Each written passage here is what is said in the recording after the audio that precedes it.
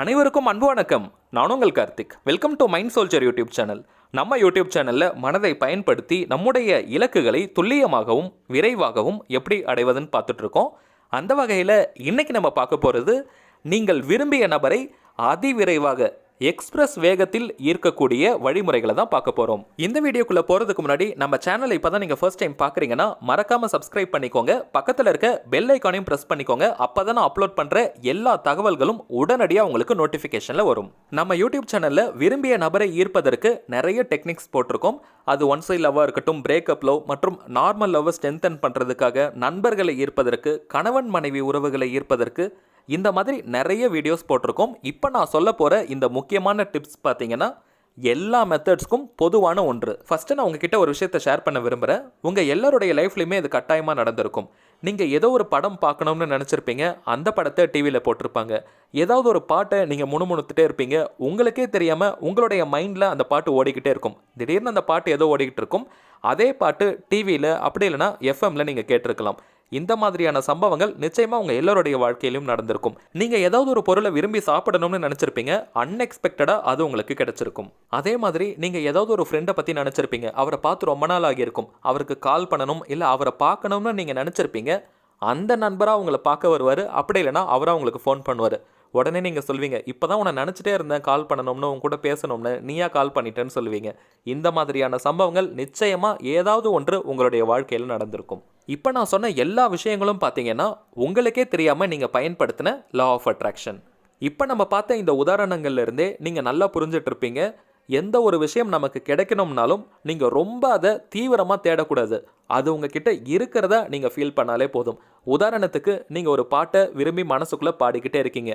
அந்த பாட்டை நீங்கள் வெளியே கேட்கணும்னு கூட நினச்சி பார்க்கல. டிவிலேயோ எஃப்எம்லேயோ அந்த பாட்டை கேட்கணுன்ற அந்த ஆர்வம் உங்களுக்கு கிடையாது. அந்த பாட்டு உங்களுக்கு பிடிச்சிருக்கு, மனசுக்குள்ளே நீங்களாக பாடிக்கிட்டீங்க. ஆனால் அதனுடைய விளைவு இந்த பிரபஞ்சம் அந்த பாட்டை டிவிலேயோ எஃப்எம்லேயோ இல்லை வேறு ஏதோ ஒரு வழியிலையோ உங்களுக்கு கொடுத்துருக்கு.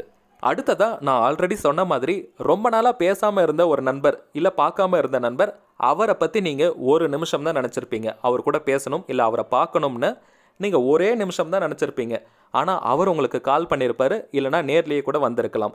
இந்த மாதிரியான சம்பவங்கள் எப்படி நடக்குது? இதில் ஒரே விஷயத்தை நீங்கள் நல்லா ஆழ்ந்து யோசித்து பார்க்கணும்.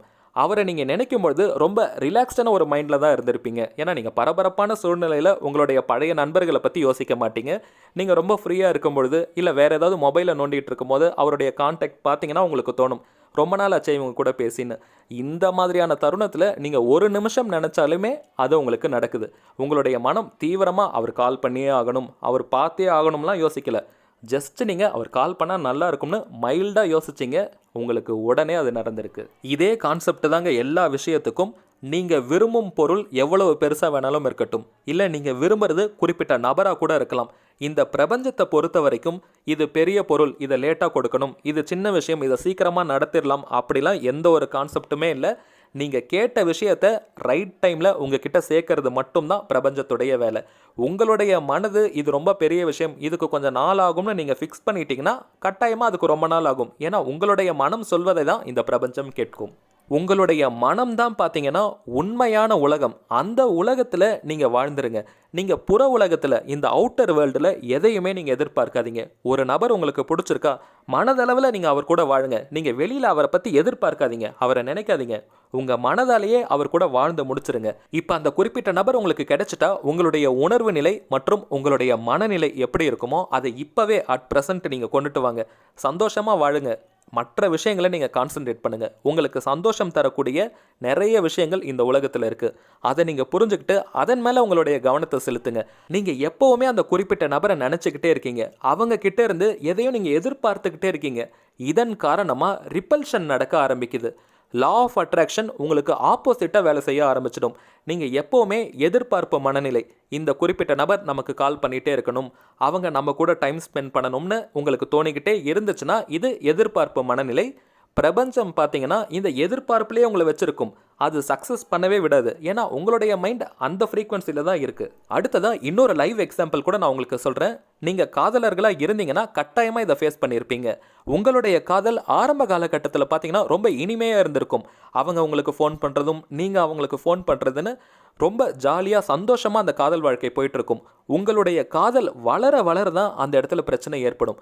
பொசசிவ்னஸ், பயம், சந்தேகம், மூன்றாவது நபர் வந்துருவாங்களோன்ற பயம், இது எல்லாமே பார்த்தீங்கன்னா அந்த காதல் வளரும் பொழுது ஏற்படும். எந்த ஒரு உறவாக இருந்தாலும் சரி, அது வளர வளர நமக்குள்ளே ஏற்படும் அந்த பயம் தான் பார்த்தீங்கன்னா ரிப்பல்ஷனை உண்டு பண்ணும். அதாவது அந்த நபரை நம்ம கிட்டேருந்து விலக்குவதற்கான சந்தர்ப்ப சூழ்நிலைகளை உருவாக்கும்.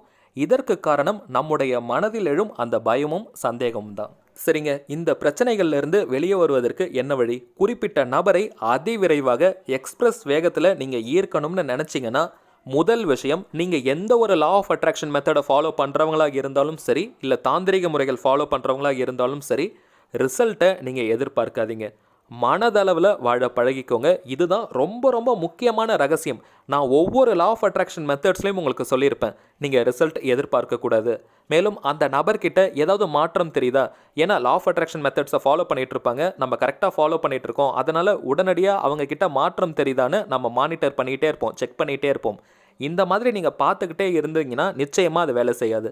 ஒரு விதையை நீங்கள் மண்ணில் விதைக்கிறீங்க, அதற்கு கொஞ்ச நாள் ஆகும் வளர்ந்து வெளியே வரத்துக்கு. நீங்கள் அந்த மண்ணை தோண்டி தோண்டி பார்த்தீங்கன்னா அந்த விதை முளைக்கவே முளைக்காது. ஸோ இதை நீங்கள் நல்ல ஞாபகத்தில் வச்சுக்கிட்டு, இந்த லா ஆஃப் அட்ராக்ஷனை பயன்படுத்துகிற அந்த நேரம் தவிர, அந்த மெத்தடை நீங்கள் யூஸ் பண்ணுற டைமை தவிர்த்து மற்ற நேரங்கள் எல்லாம் உங்களுக்கு எது சந்தோஷத்தை தருமோ, மகிழ்ச்சியை தருமோ, அதன் மேலே கவனத்தை செலுத்துங்க. அந்த நபரை பற்றி நீங்கள் யோசிக்கவே யோசிக்காதீங்க. அந்த மெத்தடை யூஸ் பண்ணும்பொழுது நீங்கள் அவங்கள தான் நினைக்கிறீங்க, அவ்வளோதான், அதோடு அது முடிஞ்சு போச்சு. மற்ற நேரங்களில் உங்களுடைய நண்பர்களை பற்றி யோசிங்க, அவங்க கூட பேசுங்க. உங்களுடைய பெற்றோர்கள் இருக்காங்க, அவங்க கூட டைம் ஸ்பெண்ட் பண்ணுங்கள். உங்களுடைய கரியர் இருக்குது, உங்களுடைய வேலையை பற்றி யோசிங்க. இந்த மாதிரி மற்ற விஷயங்களில் நீங்கள் கவனத்தை செலுத்துங்க. சிம்பிளாக 3 பாயிண்ட் சொல்லி இந்த வீடியோவை நான் முடிக்கிறேன். நல்லா நோட் பண்ணிக்கோங்க. முதல் விஷயம், லா ஆஃப் அட்ராக்ஷன் மெத்தடை நீங்கள் முழு நம்பிக்கையோட ரிலாக்ஸ்டான மைண்டில் ஃபாலோ பண்ணுங்கள். நிறைய மெத்தட்ஸை போட்டு உங்களை குழப்பிக்காதீங்க. ஒரு நேரத்தில் 2 மெத்தட் அதிகமாக ஃபாலோ பண்ணுங்கள். இல்லை நீங்கள் ஒரே மெத்தடை ஃபாலோ பண்ணாலே போதும்.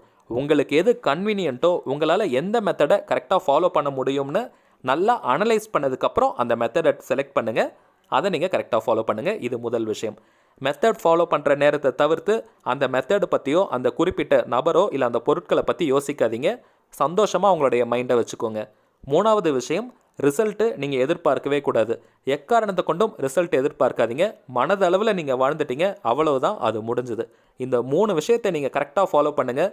மின்னல் வேகத்தில் நீங்கள் விரும்பிய விஷயம் உங்கள் கைக்கு வரும். அவ்வளவுதாங்க இந்த வீடியோ. நான் சொன்ன மாதிரியே நீங்கள் கரெக்டாக ஃபாலோ பண்ணுங்கள். விரைவில் வெற்றி நிச்சயம். அடுத்ததாக ஒரு முக்கியமான இன்ஃபர்மேஷன், நம்முடைய இன்னொரு சேனலான டிவைன் ட்ரூத் யூடியூப் சேனலில் ரொம்பவும் முக்கியமான ஒரு பதிவை இன்றைக்கி நான் அப்லோட் பண்ணியிருக்கேன். 7:15 மணிக்கு உங்களுக்கு வரும்.